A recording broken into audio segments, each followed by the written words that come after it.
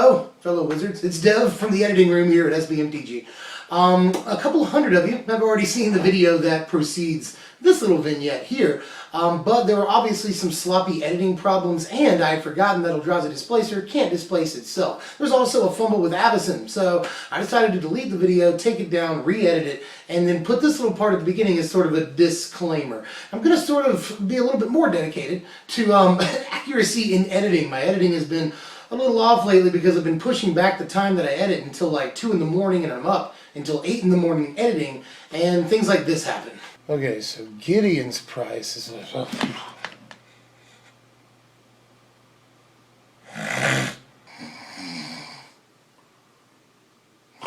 Big company. See what I mean? I'm going to try to make sure that doesn't happen anymore, and it has happened on more than just this one video. As far as the prices of cards or the number of copies of cards in decks, sometimes I fumble it because I'm pretty much always falling asleep while editing. So it's a wonder that I get any videos out at all. But I'm going to recommit myself to make sure that does not happen anymore, ever. And we'll go from there, right? Thanks, everyone, for still watching, even though I make mistakes. Disclaimer over, we can go to the video, but first, here's a picture of a cat with its tongue out. Hilarious. When I'm with my girl, she be rockin' that Wilma Flintstone. When it's time to rock the bed, then I get my friend on. What's up, my wizards? Dev from the SBMTG program on the YouTube.com and stuff. We do magic decks, and we got one for you today, actually. And I know it's been a few days. I'm sorry about that. I've actually used that time to work on a bunch of stuff and really test this deck, which I have talked about a couple of times before. This is Mono White Control. Mono White Control has a lot going for it. We just saw White Black Control win a Grand Prix at the hand of Seth Manfield. We see that name all the time nowadays in pro circles. Good on you, Seth. But we're just dropping the black here, but we still get a lot of good tricks. We get to play around with Eldrazi Displacer. We got a lot of good targets to displace right now, especially in just the color white. We get a lot of really good removal. We get a powerful Planeswalker in Gideon and some other cool stuff. So let's take a look. Actually, before we get into the deck, one last quick thing. If you enjoyed the content, hit the like button. That's important. But also, I've used the last few days that I've taken off here to really work on like 10 different decks. And at the end of the video, I'm going to quickly go over all of those so that we can create some hype. Also, small announcement at the end of the video about the music. That's the #1 most asked about thing lately, is like, what's up with the music? Do something with that. Small announcement at the end, so also stay tuned for that. But for now, let's talk about this deck, which is why we're all here. Let's talk about the creatures first. There's 12 of them in our control deck, which sounds like a lot, but control's playing more creatures just generally nowadays, and White has a lot of like awesome creatures, premium creatures, that are good against different strategies, you know. So I want to play a fair amount of creatures, and we get to play Eldrazi Displacer, which is the glue, you know, really brings the whole thing together. And we're going to go ahead and play 2 copies of Displacer in this deck, and 1 in the sideboard for the sort of grindier matches where Eldrazi Displacer is more important. But Displacer is already important just in the main deck here. Works with every single one of our creatures besides itself, you know. Everything that we're playing has an enter the battlefield effect that we can abuse with this, and you know, the card is just generally good on offense or defense. You know, we can evade spot removal, we can blink a guy we blocked with, we can blink a guy they attacked with, that's not bad. They steal a guy with Silkwrap, we can get it back by blinking it with Eldrazi Displacer, comes back under our control. So lots of different uses for Displacer right now. I just think Eldrazi Displacer is that important that I want to talk about him first and sort of look at all the other creatures in the context of Displacer in a way. To that effect, we're going to start the rest of the creatures with 3 copies of Thraben Inspector. Some people would want to play 4, totally understandable. I'd like to play 4 too. I'm just trying to squeeze a lot of good stuff into this deck. But I still do want to play Inspector. Really good early game drop that acts as a chump blocker and will draw you a card. Control decks want to draw cards, and White doesn't really have that many ways of doing that outside of Inspector. I sort of look at this as an Elvish Visionary. You know, it costs 1 less to cast, but you have to pay, you know, basically 2 mana to draw the card. So, you know, kind of very comparable to Visionary, except you can play it on turn 1. And in a control deck, this is important, you can squeeze this into a turn by playing, like, you know, 3rd turn, a 2 mana thing, and this. So that's very important in control, that you use your mana as effectively as possible. And Thraben Inspector really helps you do that in sort of, you know, turn 4, turn 5, so you can squeeze him in on top of other plays. So, like a lot of things about Thraben Inspector, you know, mostly just because control decks want to draw cards, she's good at that and also can block. We're going to play 2 copies of Knight of the White Orchid. I've seen lists of a lot of different kinds of decks that will play one copy of Knight of the White Orchid, but I think he's a little bit more important than that. I really like him early game against some of the more aggro-oriented decks in the format. First Strike is actually really important. But I really also like this a lot against Ramp, which is rising again in tournament standings. As the format gets a little grindier, Ramp is really good at the very top of the curve and outclasses most decks. So if the format is grindy, Ramp is very good. And this deck, you know, this card isn't the thing that's going to win the game against Ramp or anything, but you're very likely to have less lands than them, so if you displace this over and over, you can get a Plains nearly every turn. I'm not sure that's the best use of your mana, but there are times where you have leftover mana, nothing else to displace. You can displace this maybe once or twice in a game and get a lot of extra value out of it. So, and it's also a form of Ramp if you do it right. You know, usually if you're on the draw, you can turn this into Ramp on turn 3. But you know, you play this without having played a land first. You go search up your planes, you put it into play, and then you play your land for the turn, because the land that you play with Knight of the White Orchid doesn't count as your land for the turn. New players need to know that. But in any case, just Knight is good for a few different reasons. Great displacer target, and just really good against the aggro decks in the format. So I want to squeeze in a couple of copies. We're going to play 3 whole copies of Archangel Avacyn in the deck. Archangel Avacyn, really, I want to play a 4 of Archangel Avacyn. It's really good as a sort of traditional control finisher. You can play it during their combat step or the end of their turn and just get a 4/4 flash flyer, even if you have nothing else on the board. That's pretty good. And the Vigilance is pretty good in a control deck too. You can swing and leave her up on defense. All of this is good. We have a few different ways of forcing a transformation in the deck that can also be especially good. You know, this can wipe the board against tokens decks, especially when she transforms. And we're not really at as much risk in this deck of Archangel causing a kerfuffle when she transforms, you know. Some decks are sort of at risk of losing a bunch of their creatures when they don't want to. Now, we don't want to lose Eldrazi Displacer. That much is true. And we are playing Gideon, Secure the Waste. So there are times where we'll have a relatively large board state, but with things like Gideon, obviously, we can just reestablish that board state fairly quickly. And we've got a huge flyer, and we just burn them for 3. So all of those things are great. Archangel Avacyn, I would not mind, again, playing a 4 of. I think she's one of the best cards in the format, and almost certainly the best card in the deck. And to finish off the creatures, 2 copies of Linvala the Preserver, which I'm glad is getting the attention it deserves. You know, I've really liked this card since the day it came out.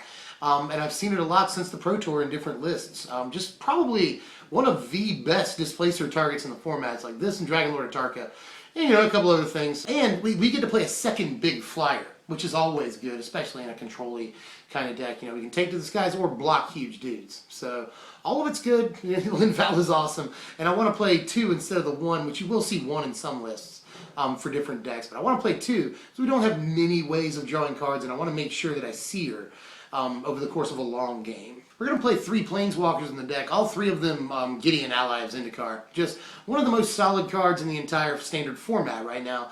Just a really viable threat that does a lot of different things for us. I've already said we're playing Secure the Waste, so the emblem is really, really important. Definitely.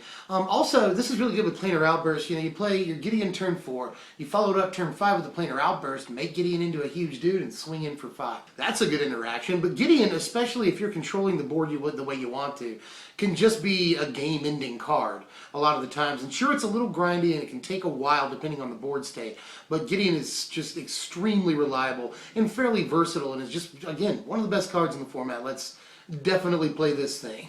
Into the spells here, we're going to play a lot of them. 20 total spells, and most of them are removal in this, you know, control deck. That makes a lot of sense.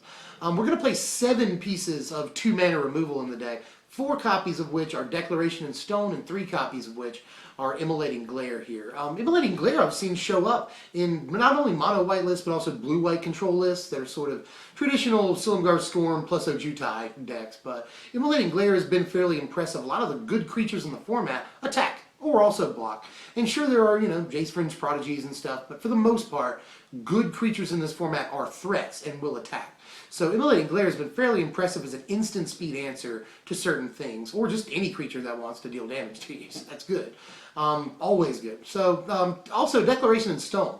Just, you know, premium card in the format right now. I don't see why we wouldn't play 4 of these, especially with green-white tokens being maybe the best deck in the format. Multiple pros have called it that, and it's hard to deny. It's getting really good finishes, not only the Pro Tour, but also pretty high profile wins at other tournaments. So green-white token's a very important deck, and Declaration is very good against not only the tokens in those decks, but also Hangerback Walker. So, and even if you're not playing against tokens, it just automatically kills a creature forever, and you never have to see it again. So that's good too.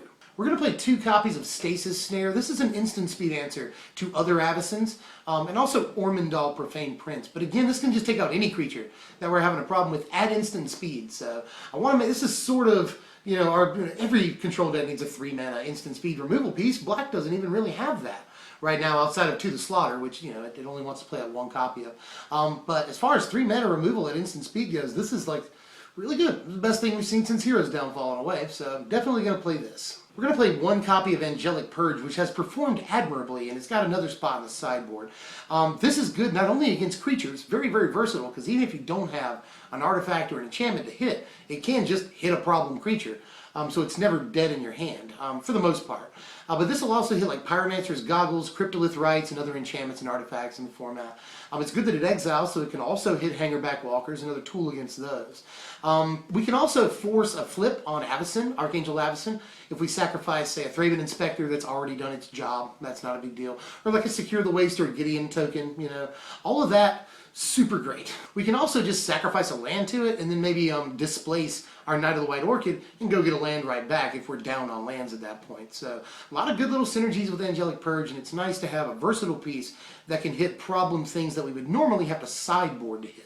I'm going to play 4 copies of Planar Outburst in the deck. This is our big sweeper, and I'm going to play all 4 copies. Sure, this costs 1 more mana than Languish, but we've got like 16 total pieces of removal in the deck. We covered the early game fairly well, whether we're playing creatures to block with, or gum up the board, or we're playing removal against their creatures. So we can get to 5 mana pretty easily and play our Planar Outburst, bust the board wide open. And also, this is a little better than Languish once you get to the 5 mana, because it's just no questions asked. Destroy everything, destroy things with 5 toughness, like Archangel of Tithes or Reality Smasher. And Reality Smasher really coming into its own, considering Madness isn't as important as we thought it was going to be. Crackling Doom is gone, it beats Languish, so Reality Smasher is becoming much more important. And this kills that right now, which is also pretty good. Also, this is coming to play a couple of times if you have 10 whole mana, but again, control deck, we're going fairly long most games. But if you have 10 whole mana, you can play a Planar Outburst and then an Archangel Avacyn on top of that. Give all your guys indestructible, all their guys die. That's a pretty good end of the game move. To finish off the removal, we're going to play 2 copies of Quarantine Field in the main deck. I've got more in the sideboard because Planeswalkers are a major problem, and they're very, very hard for us to remove for the most part. We can remove them with big flyers like Avacyn or Linvala, but that's mostly later on in the game. And we just sometimes have problems, especially considering most decks will leave flying blockers up. Big guys like Ojutai for their Planeswalkers. So we can have issues against walkers, and Quarantine Field is very handy against those. But also very versatile, can take out also Pyromancer's Goggles, enchantments like Cryptolith Rites, and other problem enchantments right now. Sphinx's Tutelage, for instance. Other things, there's other things. And creatures. Creatures, always good, Casting this for 6 and getting 2 permanents, always fantastic. Get a walker and a creature, that's nice. So Quarantine Field has treated me right. we need protection against walkers. Can't stress that enough. Quarantine Field does exactly that. But there's still 4 slots left in the main deck. I'm going to fill 3 of them with Secure the Waste. I just think Secure the Waste is an insane card right now. Works really well with Gideon's Emblem. That's a thing. Works well with the Westvale Abbey that we're playing in the land base here. So that's a thing. And it's just it can be used as instant speed removal during an opponent's combat step. You're on a naked board, and at the end of their turn, you Secure the Waste for 5. And then, during your next main phase, you play Gideon. Go ahead and get the emblem off of Gideon, and suddenly you've got 10 power on the board where you had nothing beforehand. Secure the Waste is just great in this format, and can function as, there's one trick that you can do if you want to get your Avacyn to flip. You can go ahead and just cast a Secure the Waste for like 1 when they attack, and your guy will die, and that'll trigger an Avacyn flip, So Just lots and lots of good things. And after you've wiped the board with Avacyn, a good way to recover your own board is with a Secure the Waste. Just so many uses for this card right now. Let's play the 3 copies. And we got 1 slot left in the main deck. I'm going to devote it to Hallowed Moonlight. Just 1 Hallowed Moonlight. We saw Seth Mansfield won a Grand Prix just recently. And he, again, he's on a tear lately. That guy's really good. He's been on a tear for a while now. But in any case, he played multiple copies of Hallowed Moonlight in the main deck. This is also, everyone knows this is good against, Bant Company and all the company decks right now. There's Jund and Abzan Company also. But this is also good against other copies of Eldrazi Displacer that people are playing. This is good against Secure the Waste, which sees a lot of play in the format. This can be good against Hangerback Walker. When it dies, you kill it and you play this. You'll end up not 2-for-1ing yourself because you draw the card off of Hallowed Moonlight, and you get to, kill their Hangerback Walker without having to worry about tokens coming into play.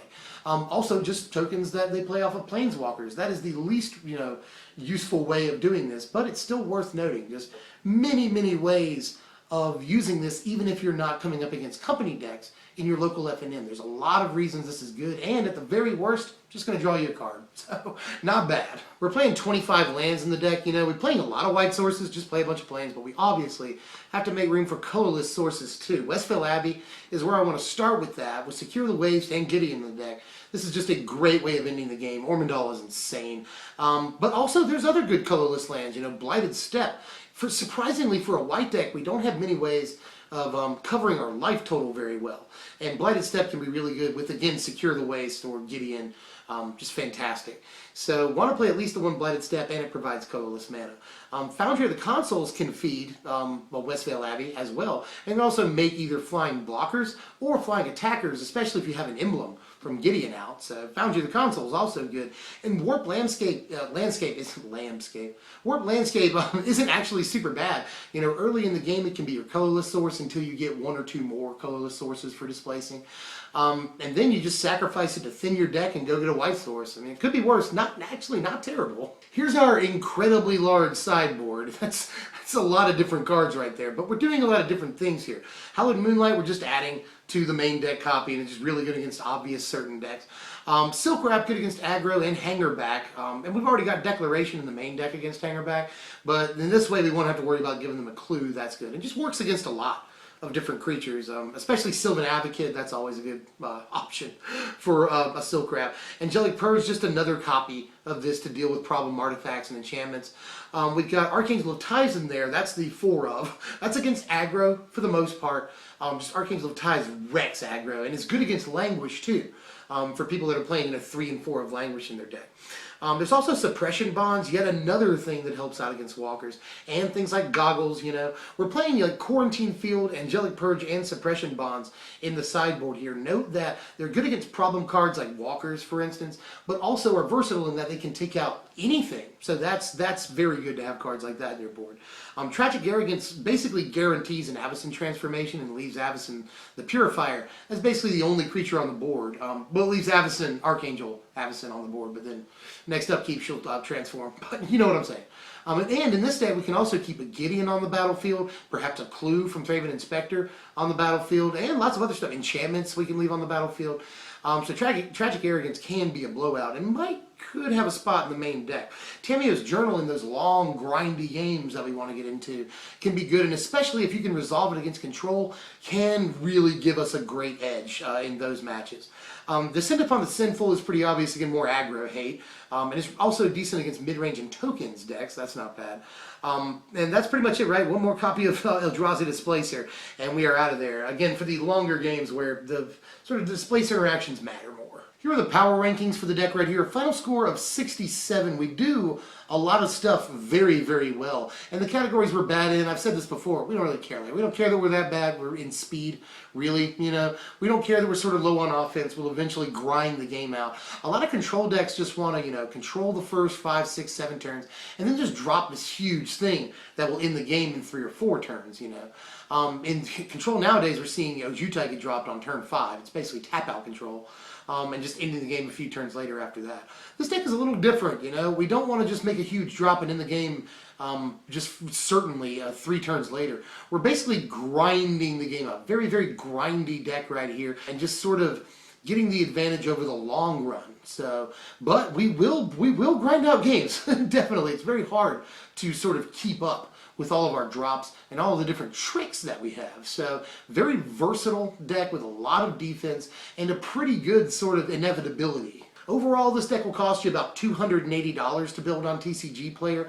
And you could build like white-black control. That would cost you near like $450, something like that. So just dropping the mana base and some of the more expensive cards really helps this deck out. And although it's maybe not quite as competitive as a white-black control, it still has a lot of tricks up its sleeve and a lot of different things it can do. It can play sometimes aggressively, and it can play very controlling. So give it a shot. I actually think this deck has a chance, especially at your F&M, of being an actual contender.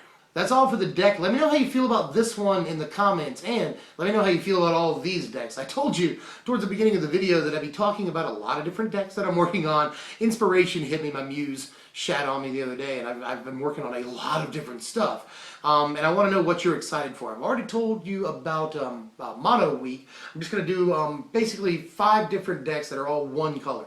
I'm going to do a burn deck for red. I've already done Mono White Control, so that's out. And for blue, I'm going to do Blue Ulamog, which is basically a mono blue ramp deck that ramps into Drowner of Hope and Ulamog. That deck looks really, really good. For green, I'm going to do a triple tech, so get ready for that. I don't know if I am, but that triple tech, I've got a lot of different ideas for mono green, and I want to shove them all into one video. For what's the color I'm missing here? Black. I want to do mono black aggro, which is a deck that's probably going to be on its way out soon and is not super viable, but I think is at least very fun, and I want to try it, especially with their Falcon Wrath in the format. Other stuff I'm working on is Blue-Red Madness and Grixis, which I'm now going to split into 2 videos. I told you it was going to be a double deck tech. Blue-Red Madness and Grixis have now morphed into 2 completely different things. And there's a Grixis control deck list that's doing very well in tournaments. It got like 2nd place at a Grand Prix. I think that was Tokyo that it got 2nd place in. Correct me if I'm wrong. But that deck looks very, very solid, and I sort of want to report on that, but also still bring you Blue-Red Madness, so I'll probably do both of those separately. Also working on something you've been asking for a while, and it's looking very nice. Green-Black Delirium, and I'm going to try and keep that under a $100 budget. And that deck, again, that deck looks really, really, really nice. Something I'm working on for personal reasons that I think some people will like is a Crawling Sensation deck. I understand that it can only activate once a turn is kind of lame, but I'm trying to put something together. Just stick with me. I think that looks really, really neat. And have I talked about everything? I've got them all written down here. Oh, no, I have not. Another thing that people have asked for, Blue-Green Briarbridge Patrol with Tamiyo's Journal, that combo. Been working on that too. I talked about it with somebody in the comments the other day. That deck looks like it could be solid, but I've got some work to do. Also working on Teamer Super Friends, which looks awesome. It's kind of like the Naya Super Friends deck, but you get to draw a ton of cards in this deck, and we still get to play a bunch of powerful Planeswalkers. And then finally, as I talk as fast as I can, a Jund mid-range deck is coming down the pipeline. Whew, I think that's all of them. And one last thing, like I said again at the beginning of the video, a lot of you have asked about the music, especially lately. A lot of these songs, as some of you know, are from anywhere between like 3 and 8 years ago. And some of them aren't finished, some of them are still, the lyrics are muddy, so I have to sort of adjust them and remix them, push them towards the front, give them a little bit more reverb. There's a lot of remixing I have to do. So if I'm going to finish these songs and put them up, it's going to take me a second, but I am going to start working on that for you guys. And then when I get all that done, I'm going to put something up on SoundCloud or maybe Spotify or perhaps both. And I'm maybe going to start a separate music channel as well. So let me know how you feel about all of that, sort of what direction I should go in with that. But I do promise that I'm going to start working on these songs again, finishing them up and remixing where they need to be remixed and putting them out there for you guys, I promise. Yay, I think we made it through. If you enjoyed the content, I'll let you know again. Like, share, comment, and sub if you're new. I'm Dev from SBMTG. This is Zigby, the monster, right here. And we'll see you guys next time. Thanks for watching, my wizards.